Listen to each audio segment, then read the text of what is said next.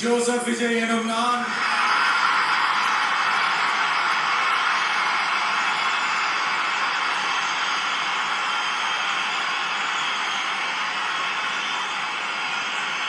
சட்டப்படி அமைக்கப்பெற்ற இந்திய அரசியல் அமைப்பின்பால் உண்மையான நம்பிக்கையும் மாறா பற்றும் கொண்டிருப்பேன் என்றும்